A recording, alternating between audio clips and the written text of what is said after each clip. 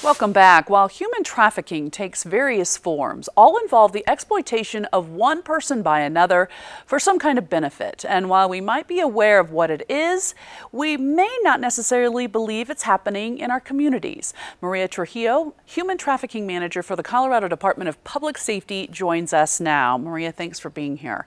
Let's really start off with your new, the state's new public awareness campaign. Yes, I'm excited to share with you that the Colorado Human Trafficking Council is launching a statewide public awareness campaign on the issue of human trafficking starting this month. We are primarily using digital tactics for this campaign. We have a campaign website, thisishumantrafficking.com. We also have media spots that are running on statewide television. We'll have social media advertising. We'll have radio spots on streaming radio, as well as digital billboards across the state in highly visible locations. Talk about the goal of this campaign. Yes, thanks. So this is a multi-year campaign that has the primary goal to raise awareness about all forms of human trafficking. We want to shift preconceived notions about this issue and really create a culture here in our state that does not tolerate human trafficking. Some of our primary campaign messaging is that human trafficking is a crime, that it happens all over our state, and that it takes many forms. Talk a little bit about what makes this campaign different, if you will. Yeah, one of the distinct features of our campaign is that it was informed by the experience and expertise of those individuals with lived experience with human trafficking. We thought it was so critically important that at every phase of this project that we consulted with subject matter experts. And because of that depth of research, we were able to create a campaign that is authentic, that's responsible, and that it's factual.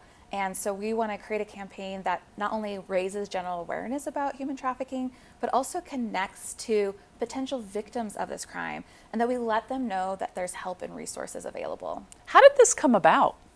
Well, this campaign was developed out of 3 years of formative community research, which included in-person interviews, group discussions, and online surveys with stakeholders and survivors across the state.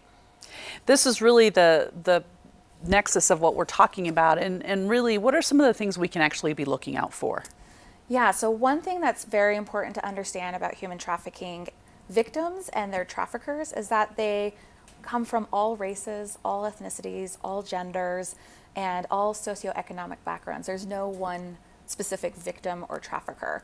And that one of the things that the overarching thing that we see is that victims have a vulnerability that's being exploited and manipulated by a trafficker.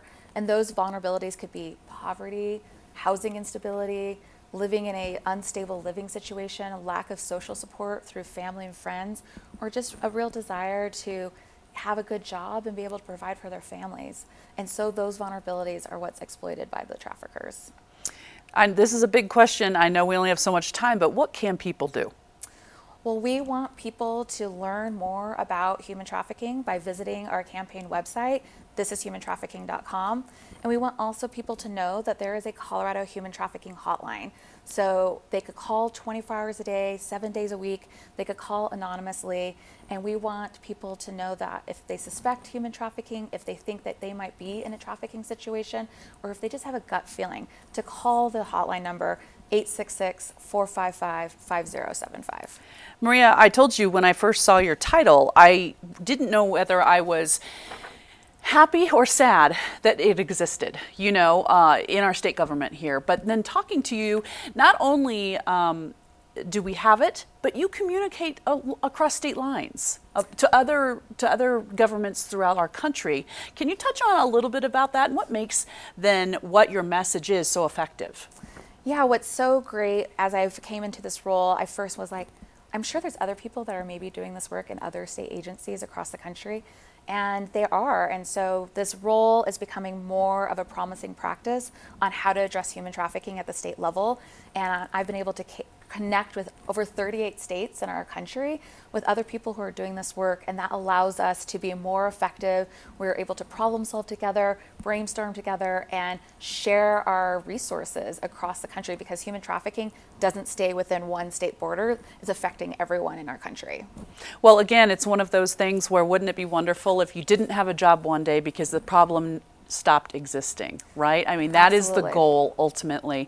But the communication that you have among the states, I can't think but that everything you're doing here with the campaign and what our viewers have been seeing, to know that that message is going out, not just within our state, but of course across this nation, hopefully. So thank you so much, Maria, for being with us. We truly appreciate that and your wonderful work that you are doing with this campaign.